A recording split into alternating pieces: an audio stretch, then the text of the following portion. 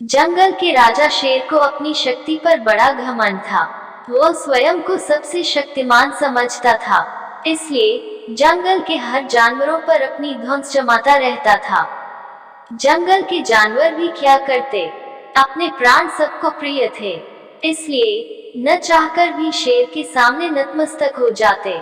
एक दिन दोपहर के समय शेर एक पेड़ के नीचे सो रहा था। वहीं एक मच्छर भिनभिना रहा था, जिससे शेर की नींद में खलल पड़ रहा था। वो एक मच्छर से बोला, ए मच्छर, देखता नहीं मैं सो रहा हूँ, भाग यहाँ से, नहीं तो मसल कर रख दूंगा। मच्छर बोला, क्षमा करें वनराज, मेरे कारण आपकी नींद में व्यवधान उत्पन्न हुआ, किंतु आप मुझे ये बात नम्रता से भी कह सकते हैं, आखिर मैं भी इस धरती का जीव हूँ। अच्छा तो तू छोटा सा मच्छर मुझसे जुबान लड़ाएगा, और क्या गल कहा मैंने, तुम मच्छर हो ही ऐसे कि कोई भी तुम्हें यूं मसल दे। मैं तो ये बार बार कहूंगा, क्या बिगाड़ लोगे तुम मेरा। मच्छर को शेर की बात और व्यवहार बहुत बुरा लगा।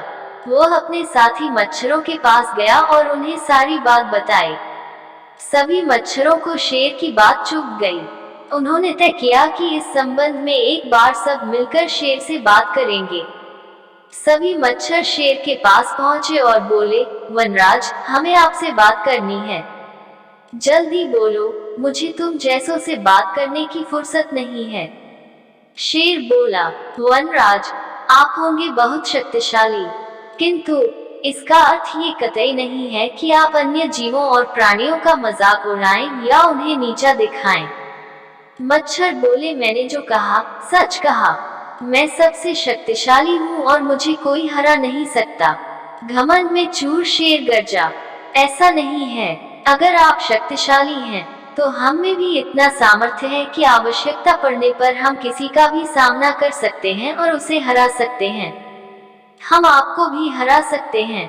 मच्छर भी चुप न रहे। ये सुनकर शेर हंसते हुए बोला, तुम लोग मुझे हराओगे, तुम लोगों की इतनी हिम्मत कि मेरे सामने आकर ये बात कहो, मेरी शक्ति का अंदाजा नहीं है तुम्हें, अन्यथा ऐसा कभी नहीं कहते। अभी भी समय है, भाग जाओ यहाँ से, नहीं तो कोई नहीं बचेगा। शेर के घमंड ने मच्छरों को क्रुद्ध कर दिया। उन्होंने ठान लिया कि इस शेर को मजा चखा कर ही रहेंगे। वे सारे एकजुट हुए और शेर पर टूट पड़े। वे जगह जगह उसे काटने लगे। वो दर्द से कराह उठा। इतने सारे मच्छरों का सामना करना उसके बस के बाहर हो गया। वो दर्द से चीखता हुआ वहां से भागा, लेकिन मच्छरों ने उसका पीछा नहीं छोड़ा। वो जहां भी जाता वे भी उसके पीछे जाते और उसे काटते। आखिरकार शेर को झुकना पड़ा, उसने हार मान ली। वो मच्छरों के सामने गिड़गिड़ाने लगा, मुझे बख्श दो, मुझसे गलती हो गई, जो मैंने तुम्हें तुच्छ समझकर तुम्हारा मजाक उड़ाया और तुमसे बुरा व्यवहार किया। आज तुमने मेरा घमंड तोड़ दिया है, अब मैं कभी किसी को नीचा नहीं दिखाऊंगा। मच्छरों ने शेर को सबक सिखा दिया था, इसलिए उन्होंने उसे काटना बंद कर दिया। वे बोले, घमंडी का घमंड कभी न कभी अवश्य टूटता है। आज तुम्हारा टूटा है, घमंड करना छोड़ दो, अन्यथा एक दिन ये तुम्हें ले डूबेगा।